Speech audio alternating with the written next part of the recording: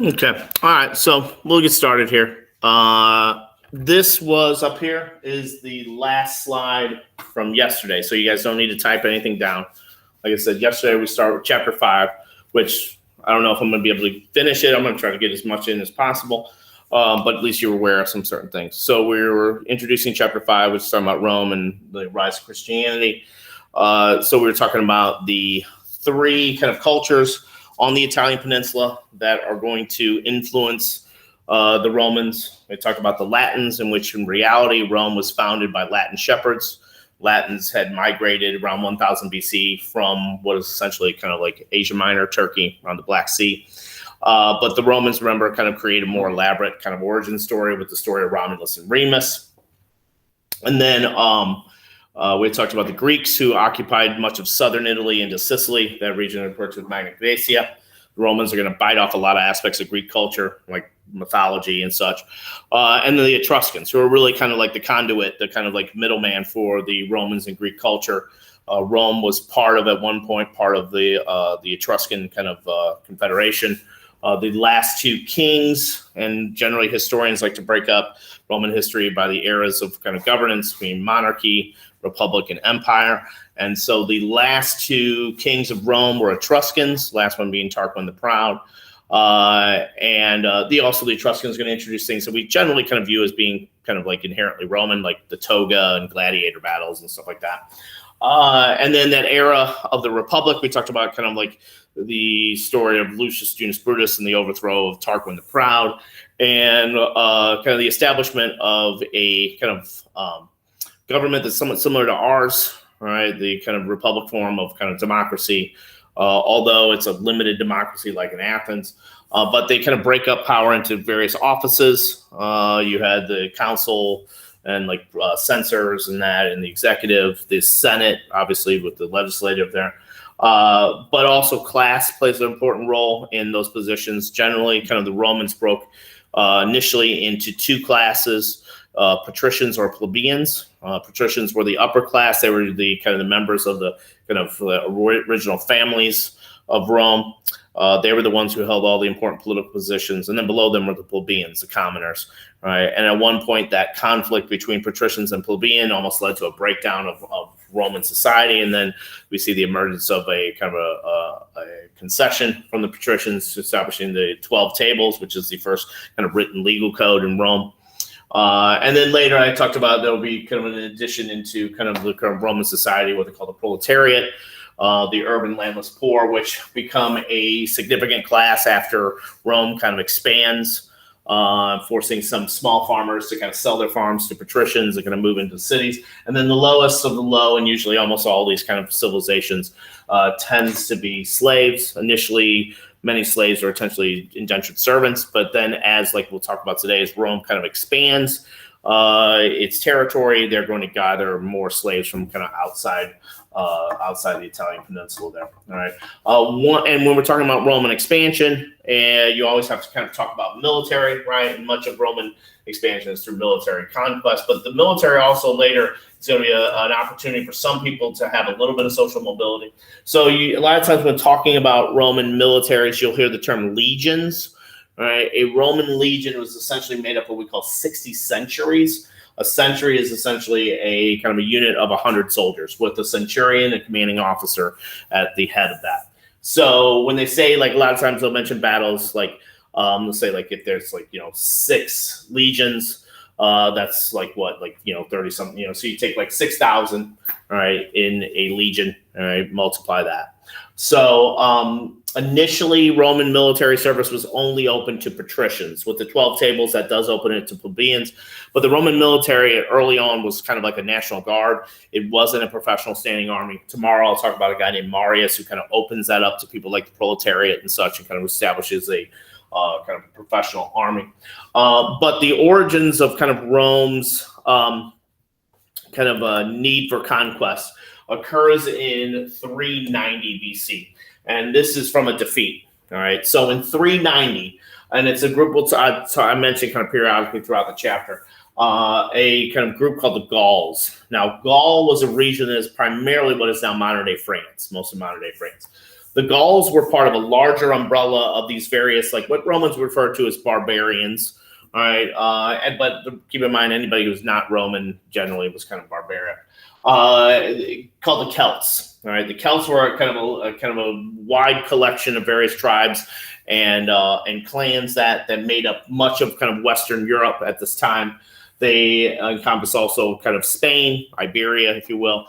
Eventually, when the Romans take over some of these areas, a lot of these Celtic groups within a few generations lose their kind of Celticness, if you will. They become more Romanized. The only areas where you see like kind of the Celtic culture kind of maintain even up to this day is in places where the Romans don't colonize, like Ireland and Scotland.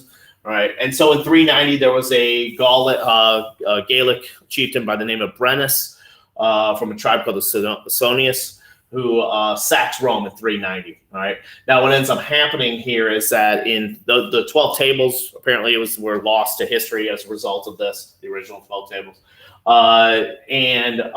This kind of defeat, the Romans have to pay basically a ransom to the Gauls and Brennus to kind of make them leave. And so this kind of insult leads to the Romans realizing that their best defense is a good offense, if you will. So they kind of become more militaristic after this. And it's not for another 800 years where Rome, the city of Rome, is actually breached.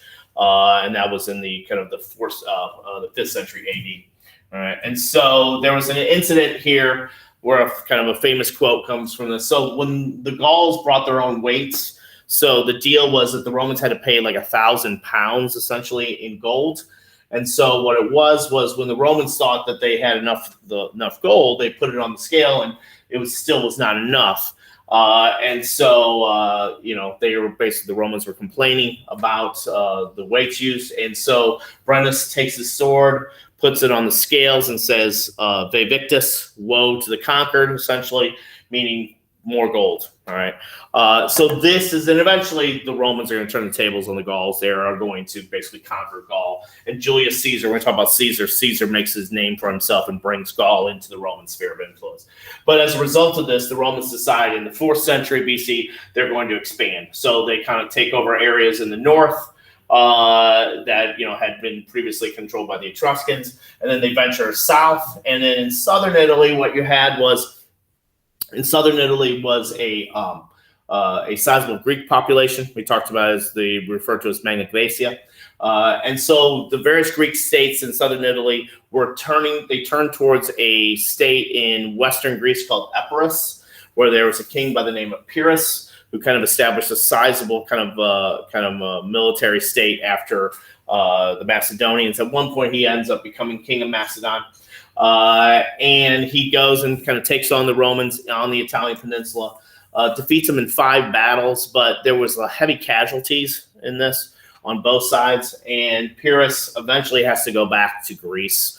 And so this leads to a term that's being used called a Pyrrhic victory. A Pyrrhic victory is when you may win the battle but lose the war. Kind of like a sports analogy would be like, for my guys who are kind of into NBA, be like the equivalent of, let's say, the Lakers winning a game, but LeBron James is out for the season, blows his Achilles or something like that. That's a Pyrrhic victory. All right.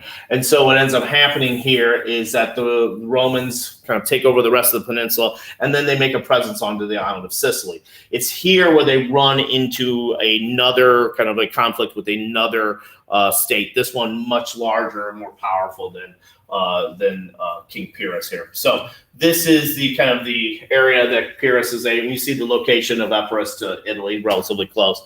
So the various battles in which he defeats the Romans, but again, it's kind of forced to leave. And then what ends up happening here, this is an image of Pyrrhus. History tends to be kind of weird. At one point, he kind of tries to help the Spartan king out, who basically was overthrown, and tries to put him back on the throne.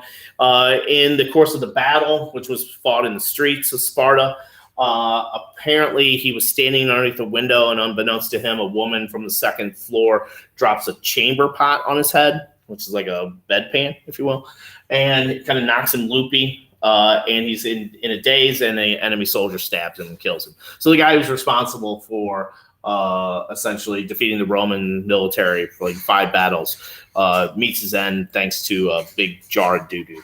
So moving on here, this leads, like I said, the Romans kind of come in contact on Sicily with probably the dominant power at this time in the kind of 3rd and 2nd century BC, Carthage. All right. Carthage was a Phoenician city-state, and I talked a little bit about this when we were talking about chapter 2 about Phoenicia. It was founded by a queen by the name of Dido, whose husband was the king of Tyre and was murdered, and she kind of fled and kind of found this city that eventually took over much of North Africa, kind of west of Libya. And so Carthage has a presence on Sicily. When Rome kind of makes that kind of their presence on Sicily, they come in contact, and this kind of conflict leads to something they refer to in history as the Punic Wars. Punic comes from the Latin term punici, which means Phoenician. All right, so this is from a kind of a Roman perspective. And so if you had to put your money on who would win this war in the beginning, you would put it on Carthage probably, because Carthage had a larger population. The city itself was a city that like had a sizable port, deep water port. There was a lot of wealth there through trade and commerce. They also had a navy. The Romans didn't even have a navy. All right. And so at the beginning, you would essentially put your money on Carthage, but history doesn't always play out that way. And so this is essentially the height of the Carthaginian Empire. Carthage, which is today modern Tunisia there. You can see its close proximity to Rome. In the kind of the first war, the kind of focus is mainly on these 3 islands, and particularly Sicily. All right. So what ends up happening here is that, I'm going to skip this video. The first Punic War, about 264, it's about a 20-year period here. This is initiated when Rome, kind of on that period of conquest, comes to the aid of a city called Messina in eastern Sicily. Messina was in conflict with another city-state called Syracuse. All right. Initially, Messina turned to Carthage for help, but then they turned to Rome. All right. And so in their kind of battle with Syracuse, Syracuse is defeated. This is where Archimedes, who we talked about last chapter, the Greek mathematician, was accidentally killed. And so after the defeat at Syracuse, the Carthaginians kind of went on the offensive against the Romans for encroaching upon their territory, their sphere of influence. At this time, in the middle of this war, the Romans kind of lucked out. A Carthaginian warship called the Quinquerine washed upon the shore in the eastern part of Sicily. And what the Romans did was they basically deconstructed it. And so they were able to build up a navy. And then at one point in 241, there was a battle that was to take place on Sicily. The Carthaginians had a sizable army there. And the Romans basically used their newly acquired navy, and they just ran the Carthaginian ships and sunk them. That's why we're talking about how like a lot of those naval battles were pretty simple back then. As a result, a lot of these Carthaginians were kind of stranded on Sicily with no like way to kind of get them out. And so Carthage, which at the time was an oligarchy, came to terms with Rome. And as a result of this treaty, Rome gains the big islands in the Mediterranean: Sicily, Sardinia, and Corsica. And they come to control the trade routes in that area and become pretty wealthy as a result of this. All right. So this was a major upset, like I said. However, there was one guy who was stranded on Sicily at that time who becomes an important general named Hamilcar Barca. Now, Hamilcar is essentially, he believes that now the best way, since Rome is kind of controlling that part of the Mediterranean, is to basically invade Italy, kind of doing a backdoor kind of route. So he convinces the Carthaginian oligarchy to allow him to kind of establish settlements in what is now Spain. And like in France, Gaul, whatever, Spain is essentially occupied by various Celtic tribes there. He sets up the city of New Carthage, which today is known as Cartagena in Spain. And he starts to kind of build his military presence there. Unfortunately, he's not able to kind of carry out his goal. He engages in a skirmish with a kind of a Celtic tribe and is killed in battle. All right. But what he does here, and this is his cameo here, is he does instill hatred of Rome into his sons. And one of his sons picks up his mantle, and that's Hannibal. Hannibal, at the age of 26, takes over his father's kind of army and aims to basically complete the mission. So he essentially kind of conquers other Celtic tribes, garners some alliances with that, and is able to assemble a army of about 50,000 foot soldiers, infantry, 9,000 cavalry, and it's debatable how many numbers, but he brings elephants with him. I've seen anywhere between 40 to 80. All right, I got 60 there, but the elephants are the key thing that a lot of people tend to focus on. And this isn't the first time elephants obviously are going to be used in battle, but the Persians had used elephants. In India, they used elephants in battle and such. All right, so Hannibal this is an audacious kind of adventure here. He crosses two major mountain systems, the Pyrenees, when crossing from Spain into Gaul, and the Alps. Unfortunately, the elephants don't make it to northern Italy. We're crossing the Alps during the winter time, so unfortunately, the elephants are going to fall prey to that. So this is an image of Hannibal, they believe. According to the Roman historian Livy, he looked almost exactly like his father, which was to his benefit, basically to take over his father's army. And this is the route that Hannibal's army took. And so, kind of like I said, kind of starting here from Spain, kind of crossing the Ebro River and in the Pyrenees, eventually making his way through Italy there. According to the histories, when he was crossing rivers like the Rhone, he got the elephants across the rivers by essentially building these rafts, and then underneath the elephants putting kind of like soil and dirt and grass and like that to give the elephants this idea they were still on dry land, which is actually pretty smart. And then he would use vinegar and kind of fires to kind of break up kind of major kind of rocks and boulders when he was crossing mountain areas there. Once he reaches the plains of Italy, he engages the kind of Romans in a series of battles. There's three major battles. The one that historians tend to focus on a lot is Cannae, all right, which was in 216. So I'm just going to step over my computer and play the short little video from the History Channel, which talks about Hannibal and the Battle of Cannae here real quick. So just bear with me.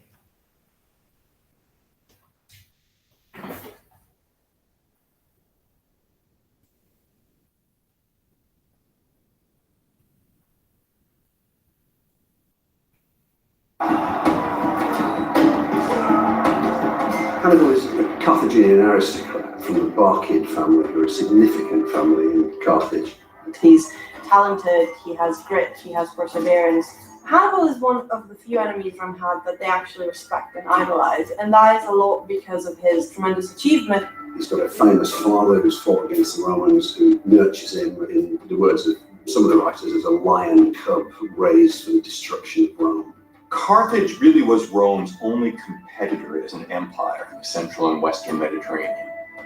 When his men see him at the age of 26, when he takes command of the Carthaginian army, they see his father reborn in him, in his gestures and the way he speaks and the way he holds himself. They see a commander of the greatest promise. We will be victorious!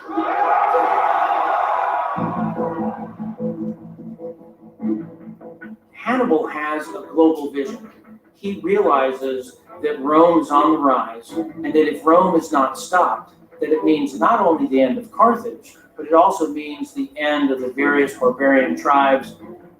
He also recognizes that the only way that Rome can be stopped is with the assistance of these allies. At that point, Hannibal knew what he would have done: invade Italy. To do that, he needed a big army. Carthaginians were not enough. He had to recruit the barbarian communities of southern and central Spain. It's a difficult task. It's a very diverse army, and Hannibal has to get them to work together. He was promising them loot, route for adventure, and wealth. Let's go, guys. Hannibal's plan to attack the Romans is both audacious, visionary, and extremely risky. He plans to march about 1,000 miles overland and to cross the Alps. He feels that whatever the cost, the advantage in shocking the Romans with him turning up in Italy will make it all worthwhile. Strange enough, he started the enterprise in the fall. He didn't wait for spring, so he got ready to cross the Alps in the worst conditions possible. It's apparently insane. He's dealing with an environment such he's never faced before. It's winter in all its fury. It's ice, it's snow, it's wind, it's frostbite. It's just terrible. It looked like he had led his army into unmitigated disaster. Order was breaking apart, Food was scarce. Dogs were eating soldiers. It's indescribable. Despite all the disasters of the Alps, he keeps his eye on the ball. He understands once he can get to Italy, he can rebuild everything. It'll be a whole new war, a whole new ball game. So that's why he's able to get through the situation on the Alps. The outcome of the passing makes some of Hannibal's priorities very pressing. He has to fight the Romans immediately and score several big victories. And this is what he does.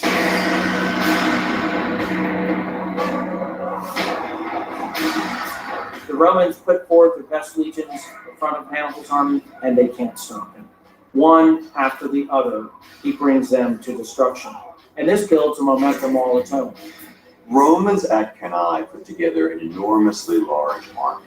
They've got about 80,000 men on the battlefield, and they vastly outnumber Hannibal's. They got about 50,000 men. How is he going to defeat the Romans? And the answer is he wants the Romans to come into a trap. And partly because Hannibal set his trap well, and partly because the Romans are overconfident, they fall completely into the trap. It's a paradigmatic example of how you defeat the Romans. You ambush them. And Cannae is the greatest ambush in ancient history. Hannibal's plan for the Battle of Cannae is absolutely brilliant. 70,000 Roman troops fall in a single day. Strategists, tacticians ever since have striven to copy what he achieved. It represents tactical perfection.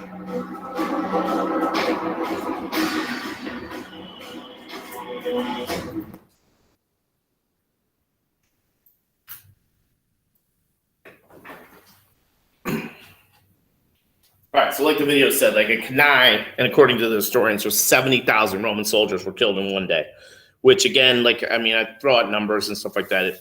Sometimes it doesn't really mean anything, but when you put it in that perspective, like what's the population of Collinsville, 28,000 or something like that. It's like 3 Collinsvilles basically being decimated in one day. However, he, like Pyrrhus, Hannibal doesn't have the ability to siege the city of Rome itself. So him and his men kind of go around scavenging the countryside and stuff like that. And then the Romans decide to kind of make a military, like kind of a tactical change here. So what they end up doing, the Roman Senate places this guy Scipio in charge of basically invading Carthage. Scipio had actually fought a kind of smaller contingent of Carthaginian troops in Spain. And so they decided that the best way to basically take the offensive to the Carthaginians. This forces Hannibal to return, and it's not like it's basically like it's it takes a little while to make that happen. According to the historians, Scipio and Hannibal met, kind of discussed things. That's kind of that conversation's lost to history. But eventually things come to a head, and there's a battle called the Battle of Zama. This is the only time Hannibal's defeated by the Romans. Unfortunately, though, this is the final battle of the Punic Wars. The Carthaginians were like in the first Punic War were kind of forced to come to terms. And the terms were pretty harsh. Carthage was not even able to defend itself without Rome's approval. The Romans would send senators and other officials there to make sure that the Carthaginians were adhering to the treaty. Like the Carthaginians would have to send the Romans like reparations here and there. Like Hannibal's father, Hamilcar, Hannibal was not happy, obviously, with the terms here. And he was trying to convince the oligarchy to have another invasion of Rome, but by that time he has worn out his welcome, and Hannibal is essentially exiled from Carthage and spends his last days in what is Asia Minor in Turkey there. Scipio later is referred to as a result of Zama, is referred to as Scipio Africanus, the conqueror of Africa. All right, and so this is his black marble statue. And then the kind of nail in the coffin for Carthage, so to speak, occurs in 149. All right, so Carthage had been paying on this treaty there for a while. And there was a Roman senator by the name of Cato the Elder who made one of those kind of expeditions to Carthage and noticed that the Carthaginians were still pretty wealthy. And with a wealth like that, who's to say the Carthaginians wouldn't generate a military again?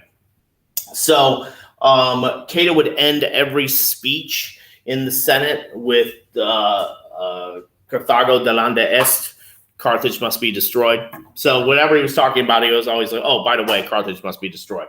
So there was an incident in which there was a state to the south of Carthage called Numidia.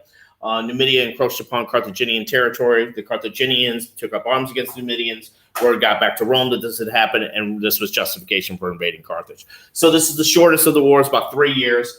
It took about 30 days to basically for the Romans to siege the city of Carthage itself.